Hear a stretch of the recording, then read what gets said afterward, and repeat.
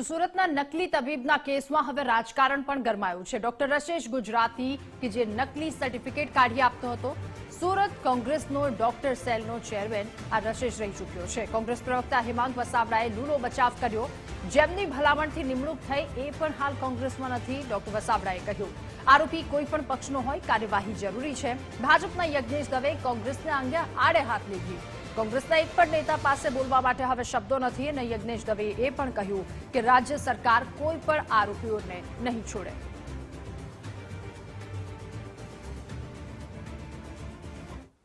જે કાંઈ બનાવ બન્યો છે, ઉજાગર થયો એ 2024 ડિસેમ્બરમાં થયો છે। 2020-21 પછી મિસ્ટર ગુજરાતી કોંગ્રેસમાં નિષ્ક્રિય થઈ ગયા, આવતા બંધ થઈ ગયા। પ્રાથમિક સભ્યપદ અને સક્રિય સભ્યપદે પણ એમણે નિવૃત્તિ લઈ લીધી હતી।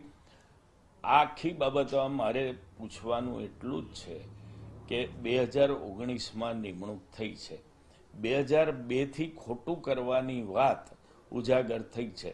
2002થી 2019 અને 2024 કુલ 22 વર્ષના ગાળામાં સરકાર ક્યાં હતી, આરોગ્ય તંત્ર ક્યાં હતું, પોલીસ ખાતું ક્યાં હતું? કોંગ્રેસની નીતિ રહી છે કે કોઈ પણ મુદ્દા ઉપર રાજકીય રોટલા શેકવા। આજે જ્યારે કોંગ્રેસનો ડોક્ટર સેલનો સુરતનો પ્રમુખ રહી ચૂકેલો વ્યક્તિ રશેષ ગુજરાતી માત્ર નકલી ડૉક્ટર નહીં પરંતુ નકલી ડૉક્ટર બનાવવાની ફેક્ટરી હતો, લોકોને ડૉક્ટર બનાવતો પણ હતો। આવા વ્યક્તિ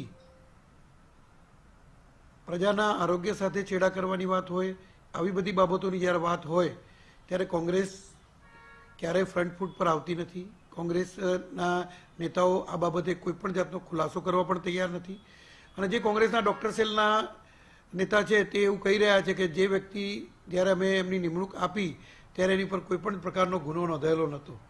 એટલે મારે એવું કહેવું છે કે જો વ્યક્તિ દારૂ વેચતો હોય અને જો પકડાય તો જ દાનવ, બાકી તો દેવ થઈ શકે।